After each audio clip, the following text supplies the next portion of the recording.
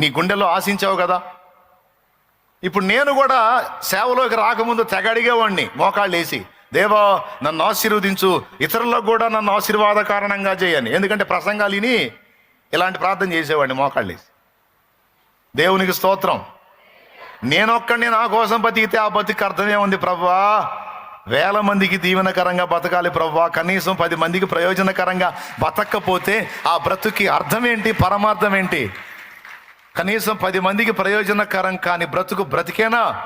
నన్ను 10 మందికి ప్రయోజనకరంగా చేయి తండ్రి అని గట్టిగా ప్రార్థన చేయటం మొదలుపెట్టిన దగ్గర నుంచి గట్టిగా అగచాట్లు స్టార్ట్ అయినాయి.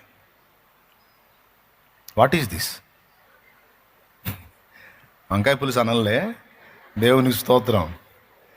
నేను ఒకటి అడుగుతుంటే ఇంకొకటి జరుగుతుంది.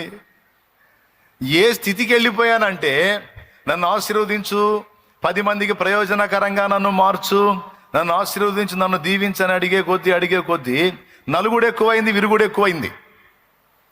చివరికి ఏ పరిస్థితి వచ్చిందంటే, నాలాంటోడు ఒకడు బతకడం అవసరం అంటావా అన్న విరక్తిలోకి వెళ్ళిపోయా.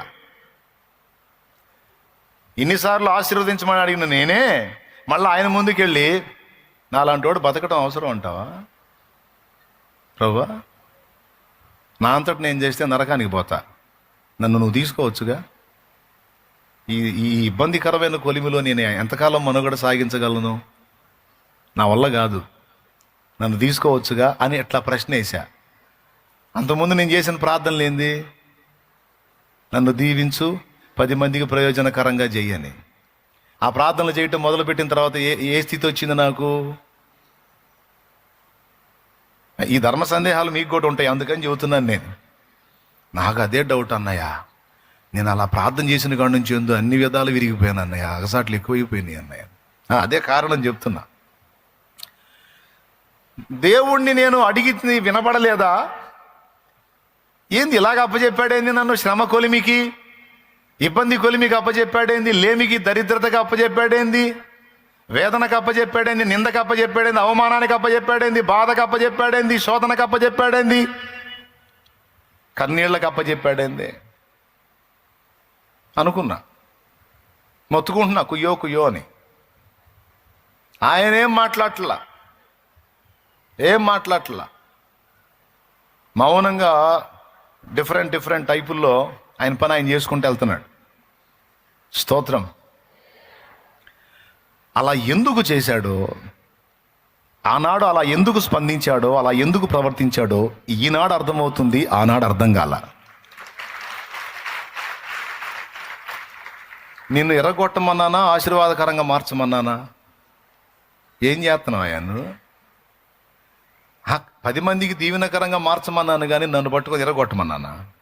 ఆయన చెప్పే మాట ఏంటంటే, అరే ఇది జరగకపోతే అది జరగదరా అంటాడు. ఇది జరగకపోతే అది జరగదు బేటా. 10 మందికి నువ్వు ప్రయోజనకారిగా కావాలంటే కొన్ని విషయాలలో నువ్వు విరవబడాలి బిడ్డ అంటాడు ఆయన.